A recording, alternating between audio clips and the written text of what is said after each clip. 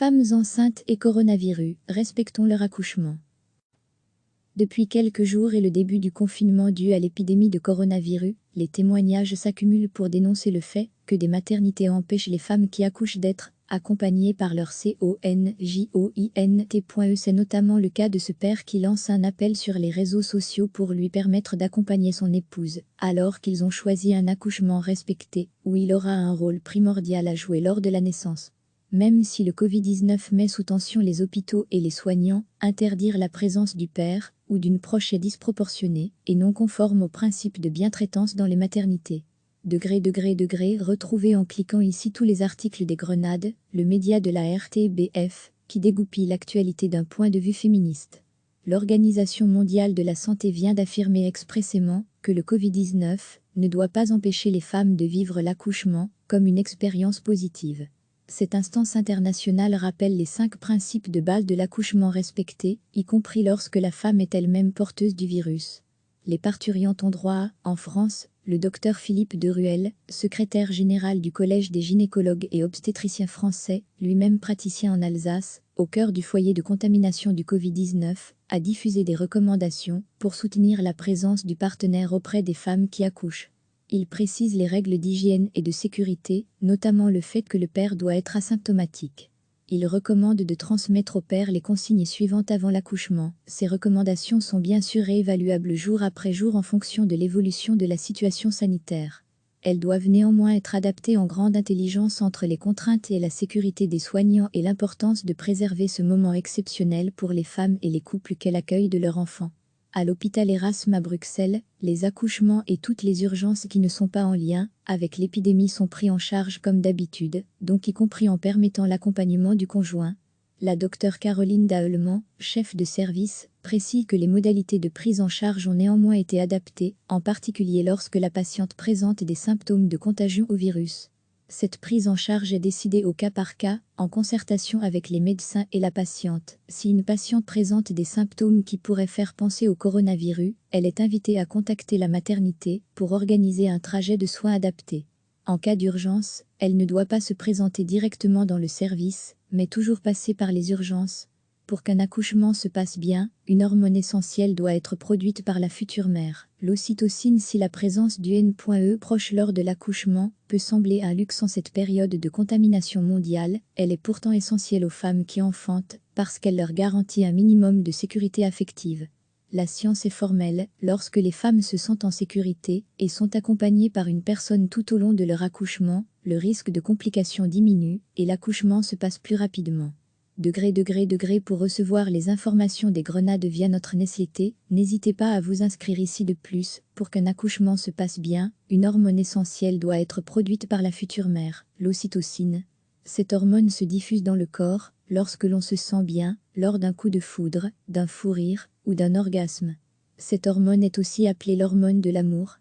L'ocytocine est antagoniste à une autre hormone, l'adrénaline. L'adrénaline est produite lorsqu'on a peur, en situation de stress, dans un environnement angoissant. On peut donc aisément comprendre l'impact sur l'accouchement d'une femme qui se trouve déjà dans une maternité où les soignants sont épuisés, en sous-effectif, soumis à des contraintes encore plus fortes et où elle craint d'attraper elle-même le virus. Cette situation déjà très stressante peut être encore aggravée si elle est seule, abandonnée à elle-même, alors qu'elle comptait sur le soutien de son compagnon ou de sa compagne dans ce moment de paroxysme physique, psychique et émotionnel qu'est la naissance de son enfant. Si les témoignages de refus d'accompagnement des futures mères lors de leur accouchement ont été les premiers à émerger, depuis quelques jours d'autres témoignages font craindre une recrudescence des violences obstétricales et d'actes non médicalement justifiés dans ce moment de crise sanitaire. Certaines femmes se sont vues subitement proposer une césarienne par leur gynécologue, alors que leur grossesse ne présentait aucun risque, ce dernier arguant d'une plus grande sécurité pour leur accouchement, ce qui est douteux sur le plan scientifique et médical. Dans d'autres maternités, les déclenchements se font sur toute femme qui se présente en fin de grossesse, prétendument pour éviter des allers-retours des femmes entre l'hôpital et leur domicile. Il est très probable que des accouchements soient accélérés, notamment par l'usage de ventouses, de forceps ou d'une césarienne d'urgence, pour pallier les difficultés d'un personnel médical mis sous tension supplémentaire à cause du virus. Ces pratiques sont inacceptables. Rien ne peut justifier de maltraiter les femmes quand elles accouchent, pas même le Covid-19. En cette période de confinement, des sages-femmes relatent avoir été contactées par des femmes en fin de grossesse qui envisagent un accouchement à domicile. Elles ont malheureusement dû leur refuser leur service, étant donné qu'un accouchement à domicile ne s'improvise pas et qu'elles sont elles-mêmes fragilisées en tant que professionnelles par la situation sanitaire globale et le manque de reconnaissance de leur pratique. Certaines femmes se sont vues subitement proposer une césarienne par leur gynécologue, alors que leur grossesse ne présentait aucun risque. Néanmoins, lorsque l'urgence sera passée, il sera nécessaire de repenser la politique de la naissance. L'hôpital, ce lieu dédié aux soins des maladies, ne doit plus être le seul lieu pour donner naissance. L'accouchement à domicile tel qu'il est pratiqué aujourd'hui présente toutes les garanties de sécurité pour les mères et les bébés, pour les accouchements à bas risques accompagnés d'une sage-femme. Les maisons de naissance, en tant que petites structures gérées par des sages-femmes, qui respectent la physiologie des accouchements, sont plébiscitées par un grand nombre de femmes, voire notamment l'enquête de l'Ipsos où 9 Françaises sur 10 plébiscitent ce type de lieu d'accouchement. Cerise sur le gâteau, promouvoir l'accouchement à domicile ou en maison de naissance permet de faire de sérieuses économies à la sécurité sociale. De nombreuses voix s'élèvent déjà pour démontrer les failles de notre système économique mondialisé qui nous prive de certains produits essentiels tels que les masques médicaux produits à l'autre bout du monde. C'est l'occasion rêvée de mettre en place un nouveau système qui place les femmes au centre de la politique des naissances en leur garantissant la liberté et la bientraitance. Marie-Hélène Lahaye est une féministe, juriste, blogueuse et lanceuse d'alerte belge. Depuis 2013, elle tient le blog Marie accouche là, qui a pour but l'exploration féministe et politique autour de la naissance. Si vous souhaitez contacter l'équipe des Grenades, vous pouvez envoyer un mail à lesgrenades@rtbf.be. Les Grenades RTBF est un projet soutenu par la Fédération Wallonie-Bruxelles qui propose des contenus d'actualité sous un prisme genre et féministe. Le projet a pour ambition de donner plus de voix aux femmes, sous-représentées dans les médias. Recevez chaque matin l'essentiel de l'actualité. Depuis quelques jours et le début du confinement dû à l'épidémie de coronavirus, les témoignages s'accumulent pour dénoncer le fait que des maternités empêchent les femmes qui accouchent d'être accompagnées par leur conjoint. C'est notamment le cas de ce père qui lance un appel sur les réseaux sociaux pour lui permettre d'accompagner son épouse, alors qu'ils ont choisi un accouchement respecté, où il aura un rôle primordial à jouer lors de la naissance. Même si le Covid-19 met sous tension les hôpitaux et les soignants, interdire la présence du père ou d'une proche est disproportionné et non conforme au principe de bientraitance dans les maternités.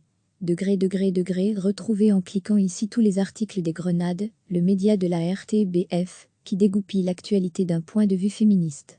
L'Organisation mondiale de la santé vient d'affirmer expressément que le Covid-19 ne doit pas empêcher les femmes de vivre l'accouchement comme une expérience positive.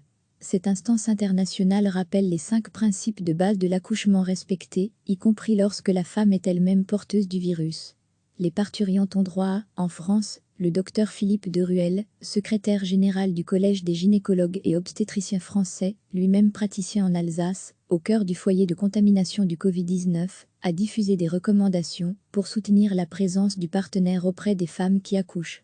Il précise les règles d'hygiène et de sécurité, notamment le fait que le père doit être asymptomatique. Il recommande de transmettre au père les consignes suivantes avant l'accouchement. Ces recommandations sont bien sûr réévaluables jour après jour en fonction de l'évolution de la situation sanitaire. Elles doivent néanmoins être adaptées en grande intelligence entre les contraintes et la sécurité des soignants et l'importance de préserver ce moment exceptionnel pour les femmes et les couples qu'elles accueillent de leur enfant. À l'hôpital Erasme à Bruxelles, les accouchements et toutes les urgences qui ne sont pas en lien avec l'épidémie sont pris en charge comme d'habitude, donc y compris en permettant l'accompagnement du conjoint. La docteure Caroline Daeulement, chef de service, précise que les modalités de prise en charge ont néanmoins été adaptées, en particulier lorsque la patiente présente des symptômes de contagion au virus. Cette prise en charge est décidée au cas par cas, en concertation avec les médecins et la patiente. Si une patiente présente des symptômes qui pourraient faire penser au coronavirus, elle est invitée à contacter la maternité pour organiser un trajet de soins adapté.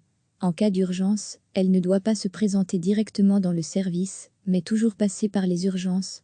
Pour qu'un accouchement se passe bien, une hormone essentielle doit être produite par la future mère. L'ocytocine, si la présence du N.E proche lors de l'accouchement peut sembler un luxe en cette période de contamination mondiale, elle est pourtant essentielle aux femmes qui enfantent parce qu'elle leur garantit un minimum de sécurité affective. La science est formelle, lorsque les femmes se sentent en sécurité et sont accompagnées par une personne tout au long de leur accouchement, le risque de complications diminue et l'accouchement se passe plus rapidement. Degré pour recevoir les informations des grenades via notre newsletter, n'hésitez pas à vous inscrire ici. De plus, pour qu'un accouchement se passe bien, une hormone essentielle doit être produite par la future mère, l'ocytocine. Cette hormone se diffuse dans le corps lorsque l'on se sent bien, lors d'un coup de foudre, d'un fou rire ou d'un orgasme. Cette hormone est aussi appelée l'hormone de l'amour. L'ocytocine est antagoniste à une autre hormone, l'adrénaline. L'adrénaline est produite lorsqu'on a peur, en situation de stress, dans un environnement angoissant. On peut donc aisément comprendre l'impact sur l'accouchement d'une femme qui se trouve déjà dans une maternité où les soignants sont épuisés, en sous-effectif, soumis à des contraintes encore plus fortes et où elle craint d'attraper elle-même le virus. Cette situation déjà très stressante peut être encore aggravée si elle est seule, abandonnée à elle-même, alors qu'elle comptait sur le soutien de son compagnon ou de sa compagne dans ce moment de paroxysme physique, psychique et émotionnel qu'est la naissance de son enfant. Si les témoignages de refus d'accompagnement des futures mères lors de leur accouchement ont été les premiers à émerger, depuis quelques jours d'autres témoignages font craindre une recrudescence des violences obstétricales et d'actes non médicalement justifiés dans ce moment de crise sanitaire. Certaines femmes se sont vues subitement proposer une césarienne par leur gynécologue, alors que leur grossesse ne présentait aucun risque, ce dernier arguant d'une plus grande sécurité pour leur accouchement, ce qui est douteux sur le plan scientifique et médical. Dans d'autres maternités, les déclenchements se font sur toute femme qui se présente en fin de grossesse, prétendument pour éviter des allers-retours des femmes entre l'hôpital et leur domicile. Il est très probable que des accouchements soient accélérés, notamment par l'usage de ventouses, de forceps ou d'une césarienne d'urgence, pour pallier les difficultés d'un personnel médical mis sous tension supplémentaire à cause du virus. Ces pratiques sont inacceptables. Rien ne peut justifier de maltraiter les femmes quand elles accouchent, pas même le Covid-19. En cette période de confinement, des sages-femmes relatent avoir été contactées par des femmes en fin de grossesse qui envisagent un accouchement à domicile. Elles ont malheureusement dû leur refuser leur service, étant donné qu'un accouchement à domicile ne s'improvise pas et qu'elles sont elles-mêmes fragilisées en tant que professionnelles par la situation sanitaire globale et le manque de reconnaissance de leurs pratiques. Certaines femmes se sont vues subitement proposer une césarienne par leur gynécologue, alors que leur grossesse ne présentait aucun risque. Néanmoins, lorsque l'urgence sera passée, il sera nécessaire de repenser la politique de la naissance. L'hôpital, ce lieu dédié aux soins des maladies, ne doit plus être le seul lieu pour donner naissance. L'accouchement à domicile tel qu'il est pratiqué aujourd'hui présente toutes les garanties de sécurité pour les mères et les bébés, pour les accouchements à bas risques accompagnés d'une sage-femme. Les maisons de naissance, en tant que petites structures gérées par des sages-femmes, qui respectent la physiologie des accouchements, sont plébiscitées par un grand nombre de femmes, voire notamment l'enquête de l'Ipsos où 9 Françaises sur 10 plébiscitent ce type de lieu d'accouchement. Cerise sur le gâteau, promouvoir l'accouchement à domicile ou en maison de naissance permet de faire de sérieuses économies à la sécurité sociale. De nombreuses voix s'élèvent déjà pour démontrer les failles de notre système économique mondialisé qui nous prive de certains produits essentiels tels que les masques médicaux produits à l'autre bout du monde.